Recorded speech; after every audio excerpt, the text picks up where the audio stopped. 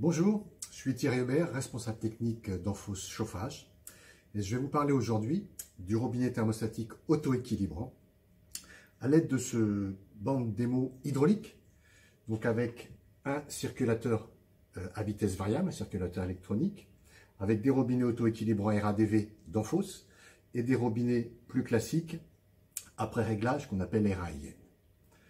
Les robinets auto-équilibrants, on va le voir, sont complètement indépendants des variations de pression, alors que les robinets classiques vont subir ces variations de pression qui se produisent sur une installation avec des robinets thermostatiques. Alors je vais tout simplement vous montrer, enfin vous zoomer un petit peu le pré-réglage des robinets, puisque là, il suffit de bouger la bague. Là, on va regarder ce qui se passe. Vous voyez qu'en tournant la bague, on a une variation de débit. Donc, le débit se règle sur cette bague graduée avec un petit repère qui est un triangle qui est toujours dans l'axe de la douille. Sur les robinets après réglage, il suffit de tirer, de tourner la bague et de la même façon, on va venir bouger le débit là qui est assez haut. Voilà, là je peux le réduire. OK. Voilà, c'est ce que je fais avec cette bague. Tout simplement, le repère ici est toujours dans l'axe de la douille. Donc voilà, ce banc. J'ai pré-réglé les débits. Donc pour pré-régler les débits, vous voyez tout simplement, je me suis calé sur des débits à peu près à 50 litres par heure. Donc je les ai tous pré-réglés. Et on va voir ce qui se passe sur l'installation. Donc ici, nous avons l'allée, le collecteur allée. Ici, le collecteur retour. Donc ils ont tous les mêmes paires de charges, on va dire, sont tous équivalents. Ça peut représenter 6 colonnes de chauffage en particulier. Et ce que je peux regarder, c'est, je vais par exemple faire des variations de pression sur le réseau. Donc on va augmenter la HMT de la pompe. Donc tout simplement, là j'étais à delta P constant. Et je vais tout simplement augmenter la delta P. Donc on voit qu'il y a une augmentation de pression différentielle, donc qui n'est pas du tout corrigée par des robinets classiques, qui sont des robinets après réglage classique, alors que les robinets auto-équilibrants n'ont subi aucune augmentation. D'accord ? Ce qu'on peut simuler encore une fois, c'est, je peux encore aller au-delà, je peux aller au-delà, je peux aller mettre la pompe à fond. On voit bien que les robinets ne bougent pas, alors que ceux-là ont subi une augmentation.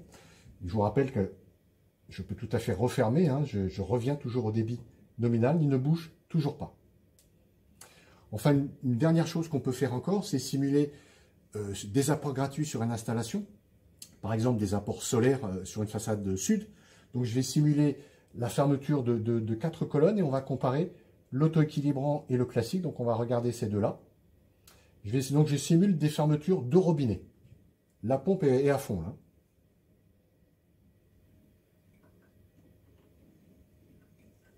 Donc voilà, on voit que là il y a une interaction puisque la pression a augmenté encore plus du fait de la fermeture des robinets thermostatiques.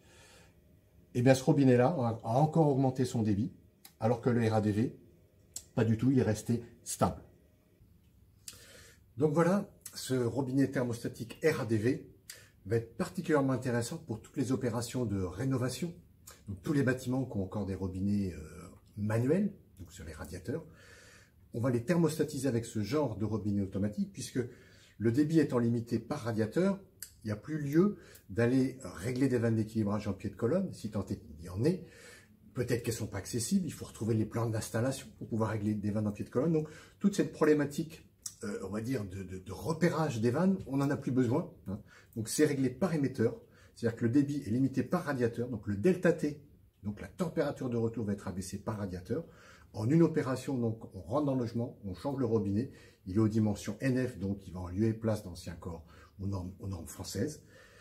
On met la tête, c'est terminé, il n'y a plus d'autres opérations à réaliser. En termes de bâtiments qu'on peut envisager, tous les bâtiments qui sont dans une enveloppe de 120, 130 mètres de long, on va dire maximum à peu près, entre le circulateur et le dernier radiateur, tous ces bâtiments-là peuvent recevoir ce genre de solution. Il va être capable de supporter la pression différentielle de la pompe pour des bâtiments de 120 à 130 mètres de long, sans avoir à rajouter de vannes d'équilibrage. Voilà, cette vidéo n'est pas la seule. Il y a d'autres vidéos disponibles sur YouTube d'Enfos Chauffage. Donc n'hésitez pas à aller les consulter. Il y a beaucoup d'indications très intéressantes et de pédagogie. Merci de votre attention.